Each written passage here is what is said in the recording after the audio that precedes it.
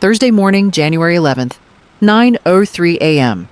I was rinsing out my coffee mug when the family group chat lit up. The preview flashed. Finally got Mom's beach house foreclosure listing, says $500K. I wiped my hands and opened the message. There it was, posted by my son, Caleb. Public, loud, smug. He'd even included a screenshot of the supposed listing. Address, price, auction date. He tagged his wife. "We'll keep it in the family," he wrote. "Flip it or turn it into an Airbnb?" I didn't say a word. I didn't even sit down. I just stared at the screen, heat rising up my neck. The house he was gloating about, the one I'd bought in 2019, 30 minutes outside Santa Cruz. The one I'd lived in, worked in, cried in. The one whose final mortgage payment, $1.3 million, had cleared exactly 3 weeks ago. Early payoff. Paid in full. And he thought it was foreclosed. Not even a text to check. Just a celebration. I didn't respond in the chat. I opened my banking app. My thumb trembled a little when I scrolled. Mortgage account balance, $0. Cleared on Dec 21st. I took a screenshot for myself. Labeled it Receipt House Final. Sent it to my lawyer Marla with a short message, "Might need this soon." She replied, "Within a minute, I'm around if it escalates."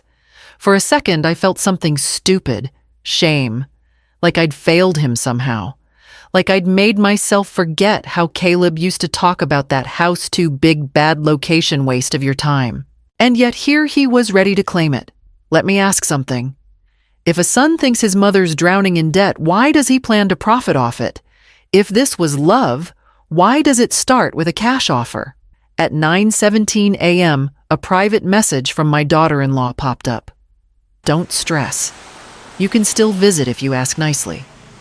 I swear my legs went cold. That's how you talk to a pet you don't want. I didn't reply. Just stared at the phone until the screen went dark. And I thought, how many times had I let things like this slide? Then I poured myself another cup of coffee and opened the folder marked Property Documents. I stared at the screen again. Final transaction. December 4th, 8:42 a.m. Amount $1,300. Mortgage balance $0. Status closed. The confirmation number started with 78FJ. Funny, the things your brain clings to when the rest of you is spiraling. 6 years, I'd been called irresponsible. Every family dinner, it was the same. "How's your little ocean hobby going? Are you still playing scientist at that house?" I'd stopped correcting them. Stopped showing photos. Stopped sharing Grant news. Because every win got turned into a joke. When I got featured in a national article, Jessica asked, "Do they pay you in fish?" Everyone laughed. I laughed too. What else could I do? If I got defensive, I was sensitive. If I ignored it, I was cold. That morning, I took a screenshot of the cleared mortgage and sent it to Marla, my lawyer. Just in case, I wrote.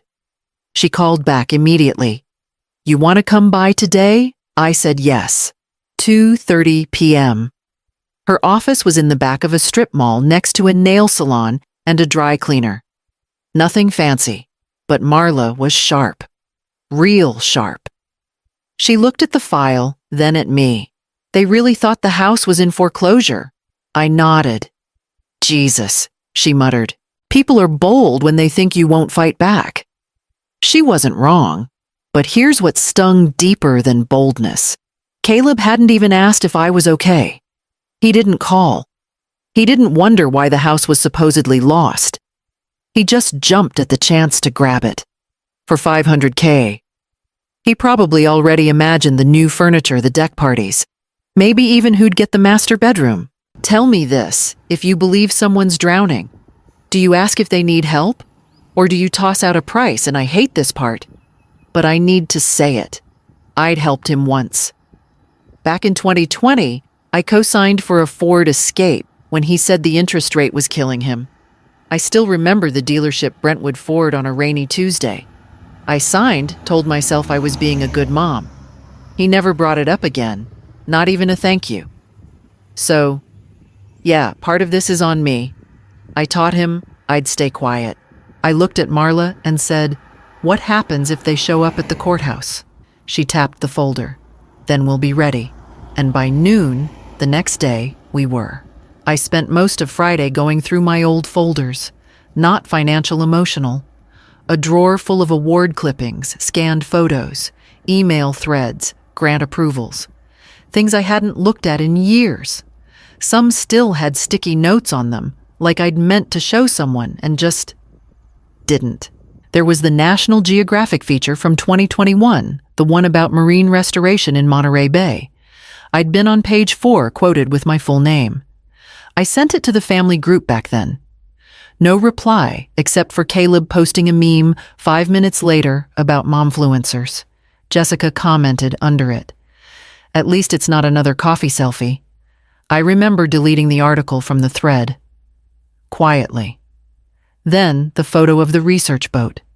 I'd named it the Quiet Current. Took me 2 years of saving to buy into that project. When I showed Caleb, he asked, "So, you're a boat captain now?" I said no. He laughed anyway. I don't know why I kept thinking it would be different the next time. Why I thought if I just achieved something big enough, they'd clap. Instead, every win seemed to offend them more. Maybe because it meant I didn't need rescuing. I opened a new file on my laptop. Named it Ghost Ledger PDF. I started writing. Not to vent, just to remember. Dates, incidents, receipts. Not everything was dramatic. Most of it was quiet, the way they forgot my birthday 3 years in a row, the way Caleb introduced me as retired when I was still working 50-hour weeks. The small cuts you don't notice until you're bleeding from somewhere invisible. At 3:17 p.m., my neighbor Tina came by.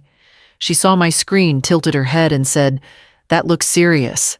I told her a little. Not everything, just the basics. She blinked, took a breath, and said, "You know, some people only call it betrayal once there's blood, but some of us feel the bruises before that." I nodded, then closed the folder for the day. You want to know the worst part? I used to defend them. I'd say they're just busy, or that's how kids joke. I told myself it wasn't malice, just immaturity. But when someone tries to profit off your name while pretending you don't exist, you have to ask, if I'm so irrelevant, why am I worth $500,000? I shut the laptop, sat back, and made one more list, this time of names. It was 11:06 a.m. on a Monday. I was mid-call with a client, nothing urgent, just a check-in on a coastal permit request, when my phone buzzed again. Third time in 20 minutes. Same number, area code 805, Santa Barbara. I let it ring. I figured if it mattered, they'd leave a voicemail. They did. Right after the meeting, I pressed play. "This is Robert Caldwell from Coastal Federal Bank. I'm trying to verify something urgent. Could you give me a call when you're free?" I didn't feel panic. I felt alert, like a switch flipped in my chest. I grabbed a pen, wrote the number down, and called back 5 minutes later. He picked up immediately. "Ms. Holloway," he said, "are you aware there's an active bid placed on your beach property through a foreclosure channel this morning?" I said, "That's not possible." He cleared his throat. Someone named Jessica Holloway submitted a bidder affidavit and down payment for $25,000. She listed herself as your power of attorney. My mouth went dry. "Power of attorney," I said. "She's my daughter-in-law. I've never signed anything." There was a pause. That's what I needed to hear. I took a breath. "Mr. Caldwell, can I ask you something?" "Of course. If my mortgage is 0, if I own that house, how is this even happening?" His tone shifted. "Frankly, because people lie. And sometimes banks don't catch it in time." That part hit hard. Not the system failing.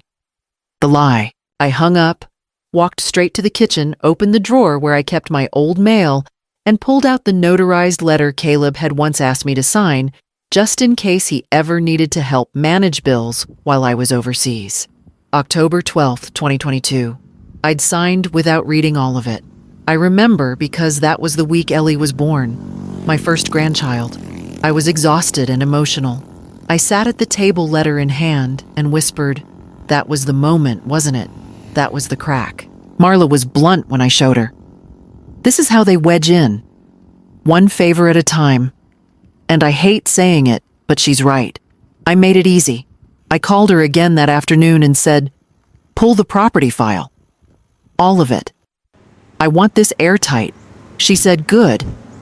Because I just got an email from escrow, you'll want to see it." December 12th, 2:42 p.m. I was on speakerphone at the kitchen table, laptop, open deed, pulled up coffee, already cold. Robert Caldwell asked gently, "Just to confirm, this property was paid off in full on December 4th. "Correct," I said. "Yes, and you've never granted anyone power of attorney related to this house?" "No. Never. Not even close." He paused, then asked the question that shifted the tone of the entire call. Then, "Is she attempting fraud?" The word hit harder than I expected. Fraud, not confusion, not family disagreement. Fraud. I didn't answer right away. I looked down at the copy of the fake affidavit Marla had just forwarded. Jessica had listed my middle name wrong. The address was typed in bold. My signature had been copied from an old birthday card. I said, "Yes, she is." He stayed quiet, then understood. "I'll loop in our legal department now." I stayed on the line. While we waited, my mind went to the last Thanksgiving. She'd offered to help carve the turkey. Caleb had joked about getting my signature someday, and they both laughed. I laughed too, like a fool. I hadn't seen it then, but now it burned through my chest. Let me ask something if this is about family. Why does the first move involve lying to a bank? If it's really about love, why fake documents behind my back? And if they were so sure they'd earned this house, why go around me entirely? 10 minutes and a woman named Dina from the bank's legal department joined the call. She asked for a timeline. I forwarded every document I had, including the deed, my ID, the cleared balance sheet, and the notary log from 2022. Marla had prepped everything. I told Dina I don't want anyone arrested. I just want them out of my business, for good. She said, "We can't promise how far this'll go once we open the file, but we'll do what's right." Marla texted me after you just put a stake in the ground. Good. But I couldn't feel proud. I felt sick, because now there was no turning back. If I pushed forward, I might lose my grandson, and that thought still stung more than the betrayal. I stood up, poured the cold coffee down the sink, and grabbed my coat. I needed air before the next step. Friday, December the 13th, 11:06 a.m. Robert called again. "We've confirmed everything. The auction is halted. Check is voided. Legal wants to speak to Jessica." I was at the DMV waiting for my number to be called, B117. I stepped outside. "Can I stay on the line?" I asked. He said, "You can." He clicked a button. The phone rang. She picked up fast. Her voice was sweet fake. "Hi, this is Jessica speaking. This is Robert Caldwell from Coastal Federal. I'm calling about the property at 112 Beachstone Lane." Silence. Then, "Yes, I'm handling that for my husband's mother. She's no longer capable of..." I jumped in. "I'm on the line." Long pause. Then she said, sharp, "Why are you involved?" "Because I'm the owner." I said, "You know that. You've always known." Robert cleared his throat. "Ma'am, we've reviewed the documents. The foreclosure filing you submitted is a doctored form from a public template site. We've verified the mortgage was paid in full. And, Ms. Mendenhall, your name is on every legal record. No power of attorney was granted." Jessica's tone shifted. "This is a family misunderstanding. We were just trying to help. I asked help me by listing my home for auction, by forging my name." She tried again. "You haven't used the house much lately. It made sense to let someone in the family manage it." "If that's true," I said, "why didn't you ask me once in person?" Robert cut in again, polite but direct. This case is being escalated internally. We'll be filing a fraud incident report with your name on it, Jessica. You'll be contacted by legal. She hung up. Just like that. Robert stayed on. She didn't even ask what happens next. I said she never thought anyone would call her bluff. Later, I sat in the car. AC running, hands shaking just a little. I should have known. The way she'd insisted on helping me with tax mail. The way Caleb said I didn't need to check anything because it's handled. I wanted to believe they meant well. That's on me. I texted Marla. They froze the auction. She knows now. Marla wrote back. She'll regroup. Watch your front door. I looked at the time. 11:49 a.m. I hadn't eaten. I pulled into a Wawa and grabbed a sandwich because something told me this wasn't over. Robert didn't raise his voice. He just said it flat. Jessica, this constitutes attempted mortgage fraud. You submitted forged documentation to trigger a false foreclosure sale. I sat at my dining table phone on speaker, hands folded. The silence on her end dragged. Then she blurted, I just saw the listing online. It looked real. Robert asked, Can you send us the link? She hesitated. I don't have it anymore. Did someone from the bank ever contact you directly? No, but I assumed Caleb said. She stopped. For once, no one had a script. They thought I was done. That I didn't know how to check records or ask questions.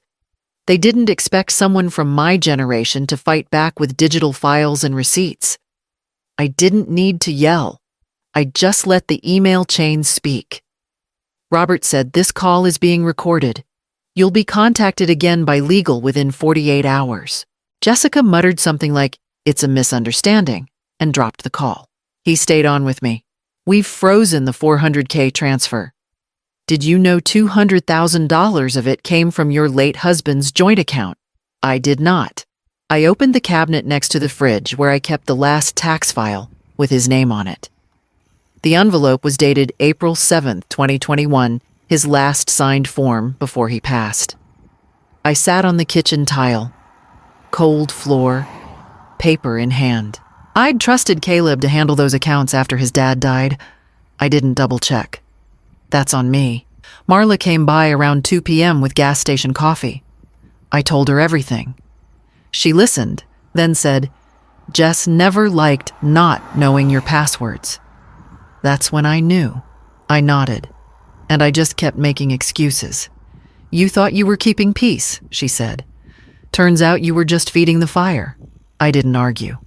I stared at the $1.99 sticker on her coffee lid. She always paid in cash. Easier to track myself, she said once. Maybe I should have learned from her earlier. My phone buzzed again, unknown number. Virginia area code. I answered. It was my mother-in-law. Her voice was sharp. You made quite the mess, Clarice. We need to talk. The group chat lit up at 8:14 a.m. sharp. First was my mother-in-law, fix this now. You're tearing this family apart. Then Jessica followed fast. You never even used the house. You don't need it. And finally, Caleb chimed in one line that made my chest tighten. You've always made things harder than they need to be. I stared at the screen. I took a breath. Then I typed, I live there. It's my home office. The mortgage is paid off. The investigation is ongoing. I didn't add. You all knew that. I didn't ask why no one called me first. I just hit send. 3 dots. Then Jessica. Again. So dramatic. This is why we didn't tell you anything. I could have replied with sarcasm. I could have dropped the phrase attempted fraud right there. Instead, I just left the group. The silence after that felt like stepping into cold water. No more emojis. No more forced birthday reminders. No more Happy Mother's Day texts that came hours late. Just the quiet thud of a decision landing. Marla was folding laundry when I walked into her house that afternoon. She looked up and said, You okay? I handed her my phone. She read, shook her head. Jessica's lucky you didn't press charges yesterday, she said, tossing a sock onto the pile. But you'd better believe she's about to cry victim. I sat down and rubbed my forehead. I whispered, I missed all the signs, didn't I? Marla didn't sugarcoat it. You saw 'em. You just thought it'd pass. She was right. I had. The fake compliments about my cute little career, the way Jessica always asked about the house, like it was a piece of merchandise. Does it get good light? How's the plumbing? Not how are you, Clarice? And now, after all that, they called it a misunderstanding. A blip. I scrolled up to the photo Caleb posted 2 weeks ago, him standing next to a white 2024 Range Rover with the caption, Manifestation Works. I remember liking it. I even commented a heart. 7 missed calls. All from Caleb. I stared at the screen, then turned the phone face down. It was January 9th, 11:32 a.m. when the email came through. Fraud confirmed. Case closed. License denied. Plain black text. No exclamation marks. Just the system doing what it does. Quiet, cold, clean. Jessica's real estate license was officially revoked, her bank contract terminated, and just like that, the LinkedIn posts stopped. The vacation stories disappeared. The Range Rover posts were quietly archived. Marla called me 10 minutes later. It's public now, she said. Page 4 of the county records. You want me to send the link? I didn't. I already had it bookmarked. Funny, last summer, Jessica said I was too emotional to handle money. Now she was flagged in 3 states for mortgage-related fraud. But nobody said that part aloud. Not her friends. Not her parents. Not Caleb. I still remember his voice on the call the night before. Not angry. Not sorry. Just confused. Mom, do you think maybe you overreacted? I paused. If you two could afford to buy the house, why did you need to forge foreclosure paperwork? He didn't answer that. He shifted instead. We're family. Couldn't we have figured this out privately? I had to stop myself from laughing. If it was private, why did Jessica post about getting the house for $500K on Instagram? Why did you share a golf cart selfie with the caption, Coastal Living Finally Ours? No reply. Just breathing. It hurt more than I expected. Not the fraud itself, but the gaslighting after. The expectation that I'd sit still, say, thank you, and disappear so they could claim the win. Trevor called around noon. My late husband's old friend. Mara. He sounded tired. Were we that blind we thought she was smart? I said nothing for a few seconds. Then she is smart. Just not where it counts. What I didn't tell him, what I hadn't told anyone, was that 3 months ago, Jessica had my grandson Ben send me a card. It was a Thanksgiving drawing. A house with a dog in front. We miss you. Now I wondered if even that was part of the strategy. I hated myself for doubting. I hated myself for hoping. The county webpage refreshed. My name still sat on the deed. First and only owner. But then my phone buzzed one new voicemail from Caleb. It was January 12th, 6:41 a.m. I was in my robe slippers, barely hanging on, holding my chipped mug from the aquarium gift shop. Adopt a sea turtle today. It had a crack near the handle. I kept using it anyway. The deck boards were still damp from the ocean mist. I didn't check my phone. No group chat. No alerts. Just the wind and 2 gulls arguing over a scrap near the dune grass. The envelope came 2 days earlier. National Marine Foundation Blue Seal Heavy Stock. A $100,000 fellowship created in my name for coastal resilience research and shoreline restoration projects, honoring the work of Mara Fielding. I didn't cry. I just read the letter 3 times, folded it back, and tucked it under the coffee tin. Not even in a frame, just there. Quiet. When Caleb finally called back, the first thing he said was, "Why didn't you tell us about this?" I didn't yell. I just asked, "When was the last time you asked about my work without making a joke about the turtle's silence. If you could afford to buy this house, why'd you need Dad's $200K and my signature? Another pause. Then you didn't have to humiliate Jess like that. I nearly laughed. Jess humiliated herself the moment she forged foreclosure documents. The only thing I did was reply to a call from the bank. That's when I heard the sigh, the defeated kind. Not sad, not guilty, just tired. Because now they couldn't rewrite the story. Not this time. Amy, my neighbor from 2 lots down, knocked on the railing and waved. She had 2 coffees in hand. Need a refill? Or are you doing the peaceful loner thing today? Bit of both, I said. She laughed. Good. You've earned it. I smiled, but my stomach twisted a little. I'd missed Ben's birthday last week. First time ever. Jessica didn't invite me. I saw the photos on her feed, new bounce house pirate cake, plastic swords for the boys. He looked happy, but he wasn't holding my hand. The account was officially closed yesterday. Title updated. No liens, no cosigners, no open tabs. And for once, I didn't send a screenshot to anyone. I just brewed another cup and sat back down.